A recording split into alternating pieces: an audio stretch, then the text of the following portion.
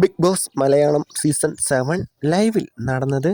ഇന്നലത്തെ നെവിൻ്റെ പെർഫോമൻസ് കണ്ട് big boss ഇന്ന് നേരെ തൂക്കിയെടുത്ത് ജയിലിലേക്ക് ഇട്ടേക്കുകയാണ്. മിഡ് വീക്ക് എവിക്ഷൻ കണ്ടിട്ടുണ്ട്. മിഡ് വീക്ക് ജയിൽ ഫസ്റ്റ് ടൈമാണ്. ഈ വീക്കിൻ്റെ അവസാനം വേറെയും ജയിൽ നോമിനേഷൻ ഉണ്ടാവുന്നതാണ്. അത് അനീഷ് 2 ദിവസം കൊണ്ട് തന്നെ ബുക്ക് ചെയ്ത് വെച്ചേക്കുന്നു. ഇന്നലത്തെ ക്വാളിറ്റി ചെക്കേഴ്സിൽ നിന്നും ആരെയാണോ മാറ്റേണ്ടത് അവരുടെ പേരെഴുതി ബോളിലിടാൻ ബിഗ് ബോസ് പറയുന്നുണ്ട്. ഒരു പേര് മാത്രം ജിഷിന് കൂടുതൽ വന്നു. അതുകൊണ്ട് തന്നെ നെവിൻ്റെ ഒപ്പം ജിഷിനും മിഡ് വീക്ക് ജയിലിലേക്ക് പോവുകയാണ്. നെവിൻ്റെ സ്ഥാനത്ത് ഇനി ഷാനവാസാണ് ഓറഞ്ച് കമ്പനി നടത്തുന്നത്. അതുപോലെ തന്നെ പുതിയതായിട്ട് മാംഗോ ജ്യൂസ് കമ്പനിയും വന്നു. അത് ആര്യനാണ് നടത്തുന്നത്. ജിഷിൻ്റെ സ്ഥാനത്തേക്ക് പുതിയ ക്വാളിറ്റി ചെക്കറായിട്ട് പരിഗണിച്ചത് സാബുമാൻ, ഒനീൽ, അഭിഷേക്, അക്ബർ ഇവരെയാണ്. ഇവരിൽ ഏറ്റവും കൂടുതൽ വോട്ട് കിട്ടിയത് സാബുമാനാണ്.